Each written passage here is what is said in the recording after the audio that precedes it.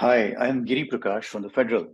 In today's episode of Big Money, we have a topic which we hope will interest all of you. In this age of artificial intelligence and ChatGPT, we decided to delve deeper into how our personal wealth or the kind of money that we save for a rainy day and for our retirement uh, we decided that we are going to ask ChatGPT about it.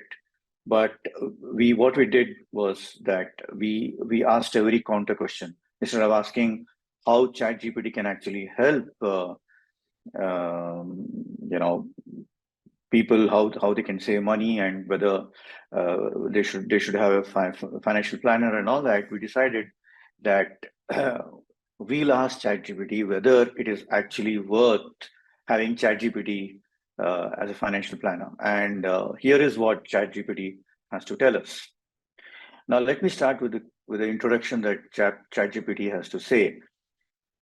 In an era where technology continues to transform various aspects of our lives, artificial intelligence has made its way into the realm of financial planning.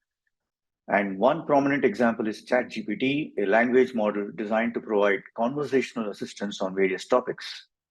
While ChatGPT is undoubtedly a fascinating AI innovation, it is not the ideal choice for your financial planning needs for several reasons. Now, and then ChatGPT further talks about why it's not the ideal choice for financial planning. Number one, lack of personalized advice. Financial planning requires a tailored approach considering an individual's unique circumstances, goals, and risk tolerance. While ChatGPT may provide general information, it cannot truly understand the intricacies of one's financial situation or provide personalized advice.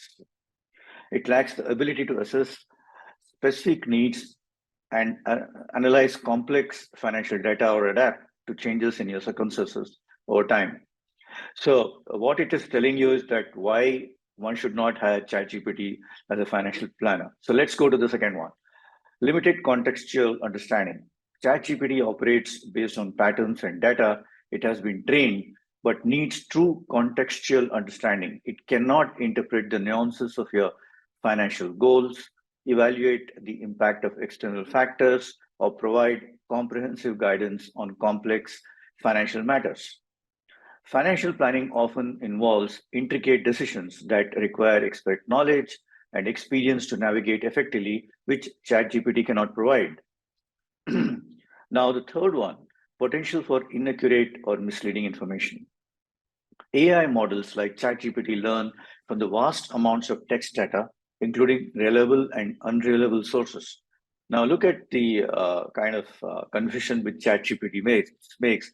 It actually says that it goes through vast amounts of text data, which is reliable and unreliable sources. And that's a very big point that we must consider.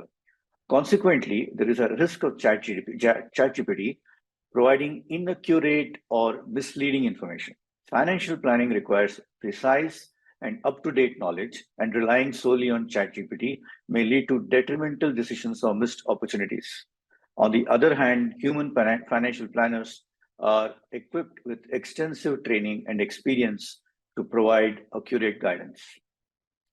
The fourth one is lack of emotional intelligence, and we sort of usually don't think about that, but ChatGPT does actually mention that, and we believe that it is very, very important. You need to have a kind of relationship with your financial planner where he understands your issues, realizes uh, what you have, how your career, your personal life has taken through you, or instead of just giving you some templates and asking you to invest either in mutual funds or any other financial instruments. So, what does ChatGPT has to say about this? It talks about how financial planning is not solely about numbers. It also involves understanding and managing money-related emotions. ChatGPT lacks emotional intelligence, and that's a very good point to make, and cannot empathize with your concerns, fears, or aspirations.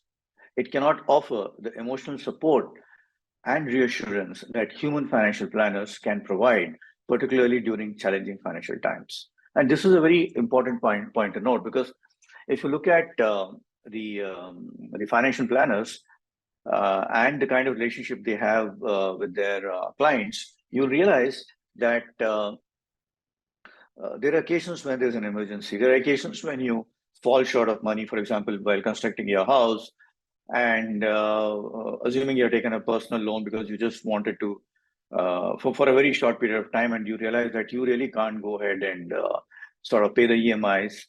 And there could be occasions when you just retired and you get a large amount of money through your PF and gratuity. And what should you do for that? Whether you should go ahead and invest it later, whether you should actually clear off your loans. Here, the personal kind of touch, the personal relationship that the financial planner has, and who actually understands where you're coming from, what your needs are, what kind of a situation you are in your family, allows that financial planners to actually take these investment decisions forward. The fifth one, according to ChatGPT, is security and privacy concerns. And it talks about how sharing sensitive financial information with an AI system raises data security and privacy concerns. While developers take precautions to protect user data, no system is completely immune to potential breaches or unauthorized access. Entrusting your financial information to ChatGPT poses inherent risks that can seriously affect your financial well-being. The sixth one is, and the last one, of course, is the ethical considerations. AI systems, including ChatGPT, are trained on vast amounts of data generated by individuals and may inadvertently inherit biases present in that data. The biases could impact the advice and recommendations provided by ChatGPT, leading to unfair or discriminatory outcomes. Human financial planners are held to ethical standards, ensuring they provide unbiased and objective advice to their clients.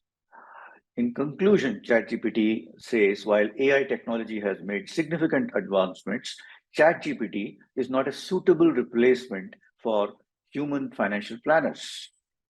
Financial planning is a complex and multifaceted process that demands personalized advice, contextual understanding, emotional intelligence, and ethical considerations. Relying solely on ChatGPT can result in inaccurate information, missed opportunities, and potential security risks. When it comes to managing your financial future, it is best to seek the guidance of a qualified human financial planner who can provide personalized, accurate, and empathetic advice tailored to your specific needs.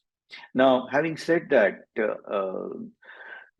what it clearly indicates is that financial planners have to actually register with the regulator called Securities and Exchange Board of India, SEBI, and only then they can become financial planners. Only then can they give advice on personal finance, and that makes it very clear that the financial planner community is well regulated, and they cannot go ahead and then recommend something where they can make actually a lot of profits. They cannot actually go ahead and promote certain financial products which might benefit them, but won't benefit their clients. Okay, so there are several parameters here which needs to be taken into consideration, and we should thank ChatGPT for being very honest about what it can and what it cannot do as far as financial planning for clients is concerned. We did ask a financial planner and what that person thinks about ChatGPT, and he has similar views about it. And more than anything else, that person told us that in case you need, having a financial planner actually helps in several ways. He's on call all the time. He can intervene on behalf of you when it comes to your investments with, say, private banking institutions. In case you need to withdraw money, he can actually personally help you to withdraw money at a short notice. All this, obviously, the AI-powered ChatGPT cannot do. But we did ask ChatGPT, in spite of all the apprehensions that are there, whether it can actually recommend any stocks to potential clients, and it came up with very interesting ones. But at the same time, those which are at the top of our mind, which stocks to invest, which are actually the popular ones. Reliance Industry, for very obvious reasons, is one of its recommendations, and it talks about how it has a significant market presence and is often considered a key stock for investors in India. And then, of course, the big software services company, TCS, India's leading software services company, and the kind of returns it has been giving for a longer period of time. It's an easy pick for anyone at all, anyone for that matter. HDFC Bank itself is another big one. So we have Reliance, which is into gas and energy, petrochemicals, telecommunications. We have Tata Consultancy, which is a big player in the IT sector. We have HDFC Bank, one of the leading private sector banks. And so we have one in telecom and petrochemicals, another in IT services, the third one in banking system, and of course another one in the IT software services one, which is Infosys Limited, and then another bank, ICICI Bank. So the picks are one is Reliance, another is Tata Consultancy Services, then HDFC Bank and Infosys Limited, and of course the ICICI Bank. So while having said that, we would like to actually go ahead and then read out what mutual fund companies tell you about. Investing in the stock market is subject to risks. Please read, research, hire a physical financial planner, and do your homework before trading in stocks. It's very, very important for you to do it. Do not actually seek advice from these kind of instruments, where these kind of apps, for example, and make those kind of decisions. You do need a qualified financial planner, and it is important that he sits with you. He understands your issues. He understands your goals.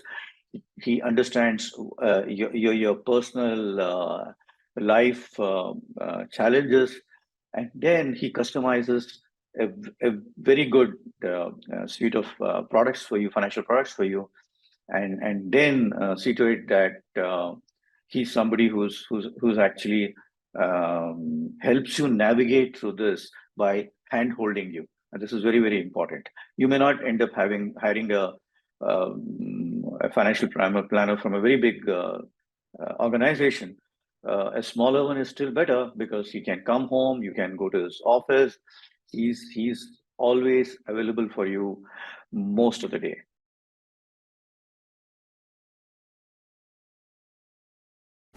Subscribe to the Federal's YouTube page for more news and updates.